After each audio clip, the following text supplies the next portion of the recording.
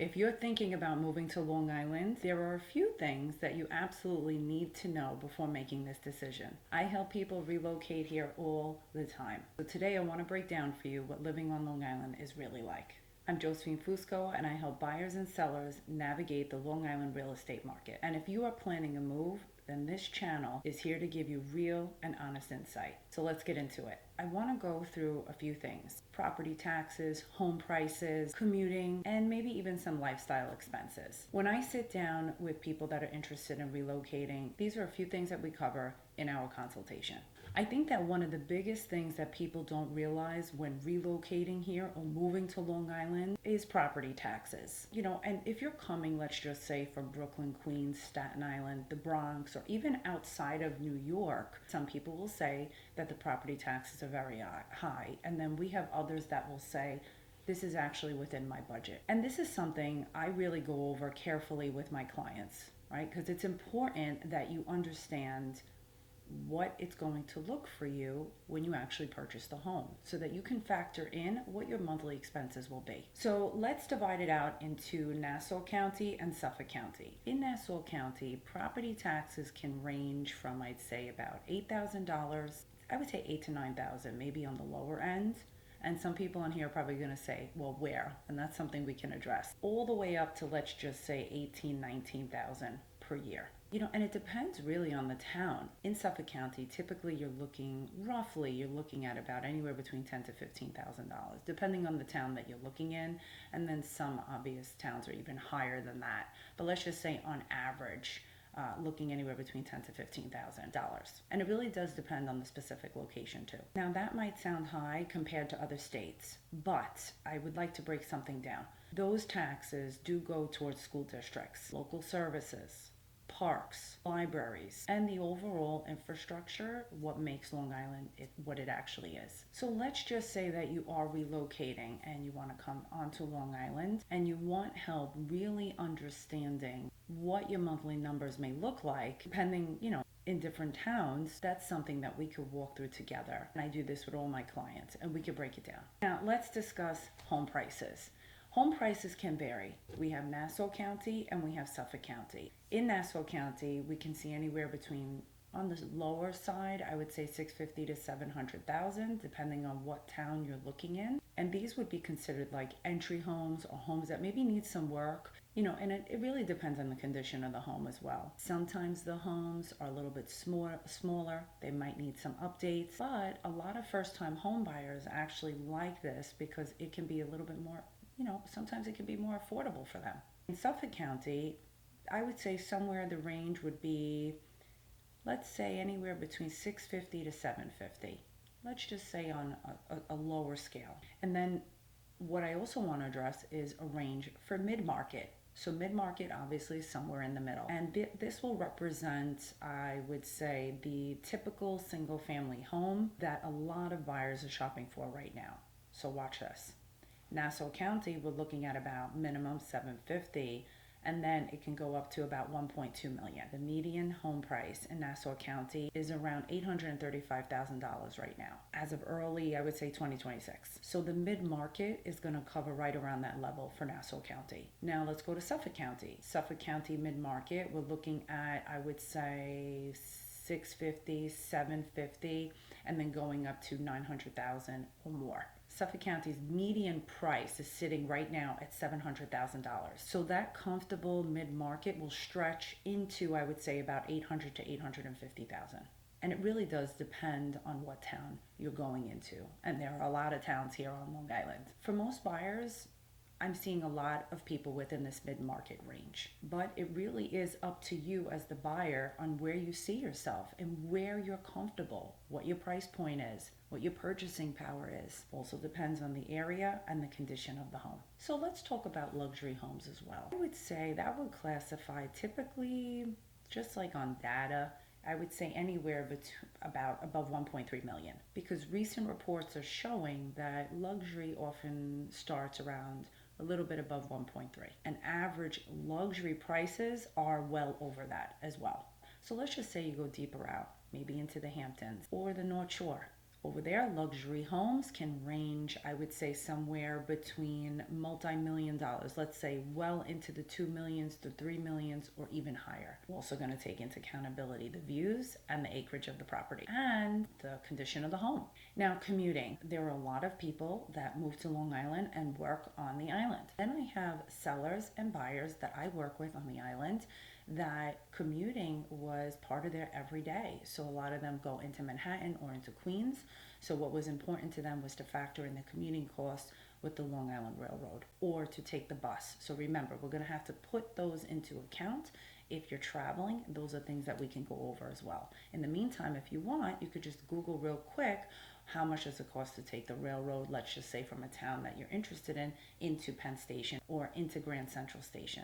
Now, when it comes to lifestyle on Long Island, I tell everyone, you have to see yourself living there. It's not up to me to tell you where to go. It's up to you to tell me, hey, I absolutely see myself living in this town. I am very attracted to this area. I can see myself living in this home and that town. And then you give me exactly what you're looking for and I'll start the process for you. And lifestyle is really honestly one of the biggest reasons why a lot of my clients relocate to Long Island and they make this big decision to move here. So lifestyle benefit number one, let's talk about square footage. My clients love it. Buyers relocate here all the time. They feel that they're getting more square footage than most New York City properties. Have a big yard or a private backyard. I grew up in Brooklyn, so I was excited when I moved to Long Island. You have driveways and you have garages. Sometimes you have 2-car garages. Sometimes you have 3-car garages. Sometimes your driveway holds up to 2, 3, or 4 cars. Sometimes my clients are happy with a nice, simple driveway that can hold at least 1 car. You know, the neighborhood could be a little bit more quieter than what we're typically used to.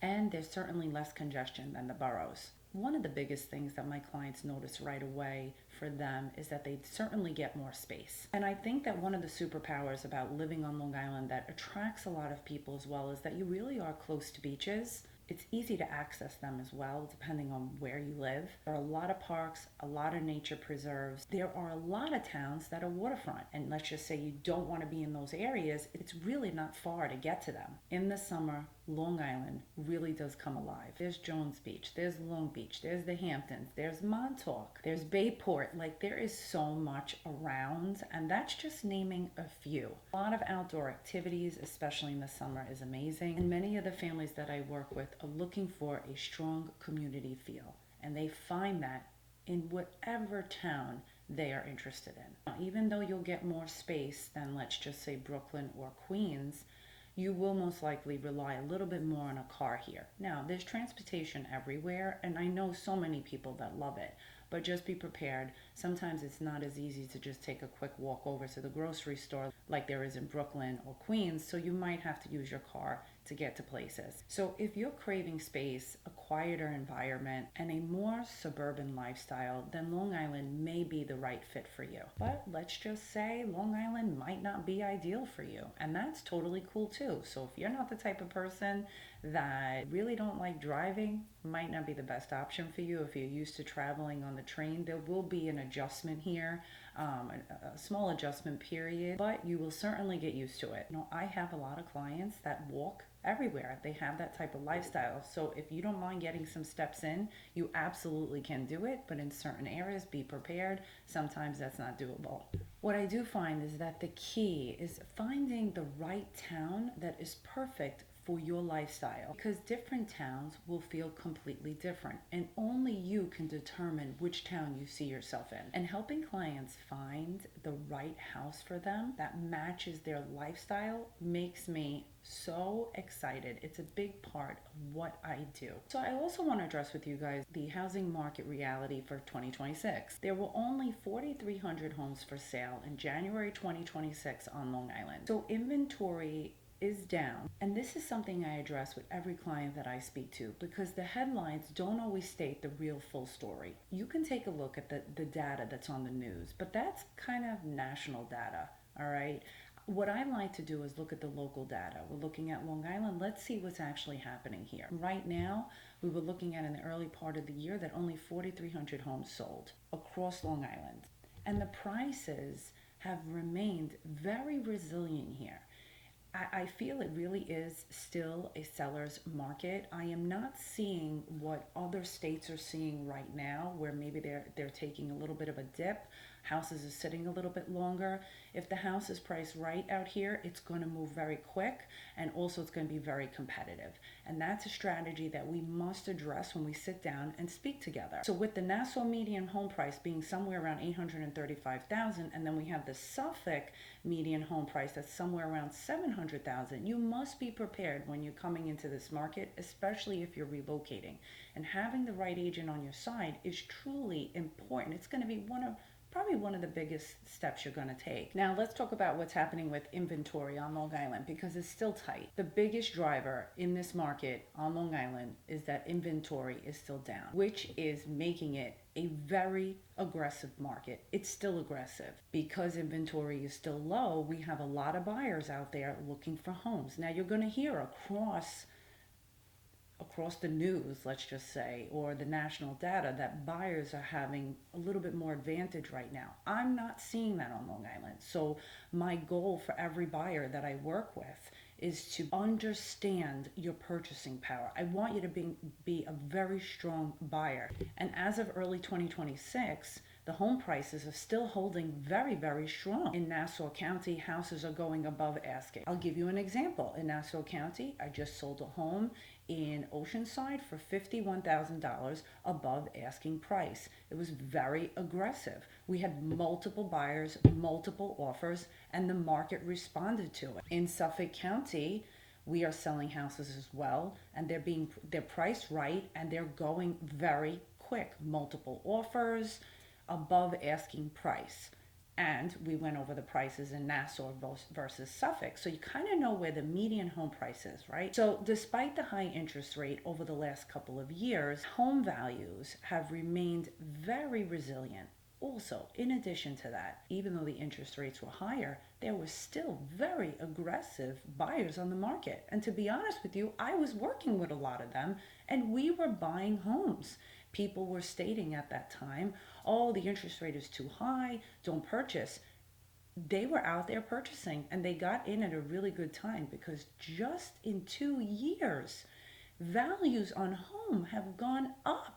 And the biggest reason for this is because inventory is low. Long Island is still dealing with a very limited amount of housing supply. There's a limited number of homes that are for sale. And what I just picked up is that listings were actually down more than 16% year over year. So whenever supplies stay really tight like this, it continues to support home prices, and you're still going to see that increase go up and up and up. But what I'm seeing here on the ground is that buyers are very active. I mean, they are aggressive. They want a home, and they want to fulfill that dream for themselves. And they are much more strategic. Some of them have stronger down payments, and some might be selective over condition and pricing, but they are still very aggressive. But in this market, having the right strategy and having the right agent on your side is going to make all the difference. It could really make or break whether you are successfully going to get a home or not. So for sellers, the opportunity is still very strong, but pricing correctly